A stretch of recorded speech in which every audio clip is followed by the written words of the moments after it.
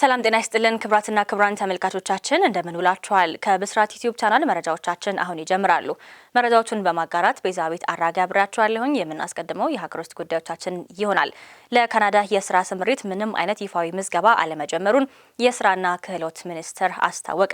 ሚኒስቴር መስሪያ ቤቱ እንዳስታወቀው የሰው ሰራሽ አስተውሎትን ወይም ደግሞ ኤአይ ዲፕፌክን በመጠቀም የተፈበረኩና አሳሳች ምስሎችን በቪዲዮዎችን በማሰራጨት ሚኒስቴር መስሪያ ቤቱ ወደ ካናዳ ምዝገባ ጀምሯል የሚሉ ሀሰተኛ መረጃዎችን በመልቀቅ ማህበረሰቡን በማደናገርና የሚገኙ አካላት መኖራቸውን አስታውቋል። የስራና ክህሎት ሚኒስቴር ከፊውቸር ፊት ኢንተርናሽናልና ከካናዳ ኤምባሲ ጋር በመተባበር ዜጎችን አሰልጥነው ወደ ካናዳ ለመላክ የሚያስችል ስምምነት ሚያዝያ 1 ቀን 2018 ዓ.ም መፈራረሙ ይታወሳል። ይህንኑም ተከትሎ አንዳንድ ህገወጥ አካላት የፈጠራ ወሬዎችን በማህበራዊ ሚዲያ እያሰራጩ የሚገኙ ሲሆን በሰው ሰራሽ አስተውሎት ወይንም ደግሞ ኤአይ ዲፕፌክን በመጠቀም የተፈበረኩና አሳሳች ምስሎችን በቪዲዮ ማሰራጨት ምዝገባ ተጀምሯል የሚሉ ሀሰተኛ መረጃዎችን በመልቀቅም ማህበረሰቡን በማደናገር ላይ ይገኛሉ። በግል ስልክ ቁጥሮች ደውሉ በማለት ዜጎችን ለኢኮኖሚያዊ ብዝበዛ መጋበዝ ላይ ሲሆኑ እነዚህ ማስታወቂያዎች ሙሉ በሙሉ የማጭበርበር ተግባራት መሆናቸውን ሚኒስቴር መስሪያ ቤቱ ማስጠንቀቁን ብስራት ሬዲዮ ሰምቷል። በአሁኑ ወቅትም ለካናዳ የስራ ስምሪት ምንም አይነት ይፋዊ ምዝገባ አልተጀመረም።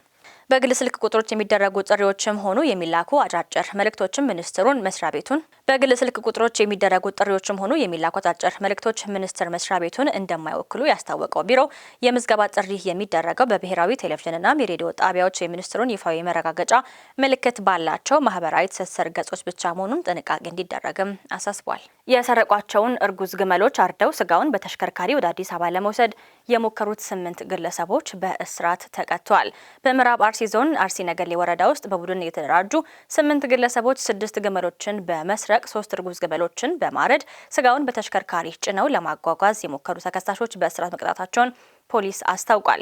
የአርሲ ነገሌ ወረዳ ፖሊስ ጽሕፈት ቤት የወንጀል ምርመራ ክፍል ኃላፊ ኢንስፔክተር በዳሱ ጉደታ ለብስራት ራዲዮ እንደገለጹት 8ቱ ግለሰቦች በቡድን በመደራጀት ከአዲስ አበባ የተለያዩ ክፍለ ከተሞች ወደ አርሲ ነገሌ ወረዳ ዶሬ ሀረዋና ቀበሌ ነጆ ኮካ ከተባለ ስፍራ ንብረትነታቸው የአቶ አብደላህ ዳዶቻ የሆኑ 6 ግመሎችን መስረቃቸውንም ገልጸዋል። የሰሌዳ ቁጥር ኮድ 2961 አዲስ አበባ የሆነ የቤት ተሽከርካሪ በመያዝ ግምታቸው 800 ሺህ ብር የሚያወጡ ግመሎችን ከሌሊቱ 6 ሰዓት እስከ 8 ሰዓት ድረስ ከሰረቁ በኋላ እርጉዝ የሆኑ 3 ግመሎች ላይ እርድ ፈጽመው ስጋውን ወደ አዲስ አበባ ለመጫን ሲሉ በቁጥጥር ስር ውለው የምርመራ መዝገባቸው በፖሊስ ተጣርቶ ለአቃቤ ሕግ መዝገቡም ተልኳል። አቃቤ ሕግም በከባድ የስርቆት ወንጀል ክስ መስርቷል። ክሱን ሲመለከተው የነበረው የአርሲ ነገሌ ወረዳ ፍርድ ቤትም ተከሳሾቹ ስርቆት ወንጀሉን የፈጸሙበት በተለየና አደገኛ በሆነ መንገድ በቡድን ተደራጅተው በመሆኑ ከ1 እስከ 3 ያሉ ተከሳሾችም በወንጀሉ እንዳላቸው ተሳትፎ እያንዳንዳቸው በ6 ዓመት ከ4 ወር እስራት ሲቀጡ ከ4ኛ እስከ 8ኛ ያሉ ተከሳሾች ደግሞ 2 ዓመት ከ4 ወር እስራት እንዲቀጡ የተወሰነባቸው መሆኑን ኢንስፔክተር በዳሶ ጉደታ ጨምረው ለብስራት ራዲዮ ተናግረዋል ስትል ሰብል አበበ ዘግባለች። ወደ ባህር ማዶ መረጃችን ስንሸጋገር ኢራን የመከላከያ አቅሟን ለእስያ አጋር ሀገራት ለማካፈል ፈቃደኛ መሆኗን ምክትል የመከላከያ ሚኒስትር አስታወቀ። የኢራን የመከላከያ የጦር መሳሪያ አቅሟን ከገለልተኛ ሀገራት በተለይም ከሻንጋይ ትብብር ድርጅት አባላት ጋር ለማካፈል ዝግጁ መሆኗን የኢራን ምክትል የመከላከያ ሚኒስትር ሬዛ ታላይኒክ በመንግስት መገናኛ ብዙሃን መናገራቸው ተሰምቷል። በኪርጊስታን በተካሄደው የመከላከያ ሚኒስትሮች ስብሰባ ላይም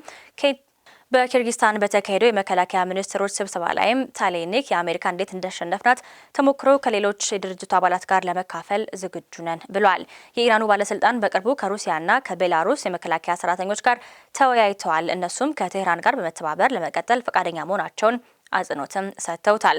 በሌላ መረጃ የዶሃ የድህረ ምረቃ ጥናት ተቋም የፕሮፌሰር የሆኑት መሐመድ አልማስሪ ኢራን ዩናይትድ ስቴትስ እንደተናገረችው ገለልተኛ ሀገር አለመሆኗን ለማሳየት የውጭ ጉዳይ ሚኒስትሩ አራክቺ ወደ ሩሲያ ጉብኝት ማድረጋቸውን አመላካች ነው ብለውታል። ከዚህ ተምሳሌታዊ ዲፕሎማሲ ባሻገር ጠቃሚ ውይይቶች እንደነበሩ እርግጠኛ ነኝ ሲሉ ኤልማስሪ ለአልጀዚራም ተናግሯል። ነዳጅ ወደ ውጭ ለመላክ አማራጭ የመሬት መንገዶችን በተመለከተም ውይይቶችም ተደርገዋል። ኤልማስሪ አክለውም ሁለቱ ወገኖች በሰው አልባ አውሮፕላኖችና በአየር መከላከያዎች ላይም ተወያይተው ሊሆን ይችላል ሲሉም ተደምጠዋል። 110 ኪሎ ግራም ካናቢስ በሻንጣቸው ውስጥ የተገኘባቸው የስሪላንካ መነኮሳት በቁጥጥር ስር ውለዋል። በስሪላንካ በሻንጣቸው ውስጥ 110 ኪሎ ግራም ካናቢስ ደብቀው ወደ ሀገር ውስጥ ለማስገባት ሲሞክሩ የተገኙ 22 መነኮሳት በአውሮፕላን ማረፊያ ውስጥ በቁጥጥር ስር ውሏል። የጉምሩክ ባለስልጣን ቅዳሜ ዕለት መነኮሳቱ በዋና ከተማዋ ኮሎምቦ በሚገኘው አውሮፕላን ማረፊያ ሲደርሱ እያንዳንዳቸው 5 ኪሎ ግራም የሚመዝን ኩሽ የተባለ አደንዛዥ እጽን በሻንጣቸው ውስጥ ደብቀው መገኘታቸውንም ገልጿል። በዋናነት ተማሪዎች ናቸው የተባሉት መነኮሳትን በቁጥጥር ስር ሲውሉ በስም ያልተገለጸ ግለሰብ ለ4 ቀን ውጫቸውን ሸፍኖ የእረፍት ጊዜያቸውን በታይላንድ እንዲያሳልፉም አድርጎ እየተመለሱም ነበረ።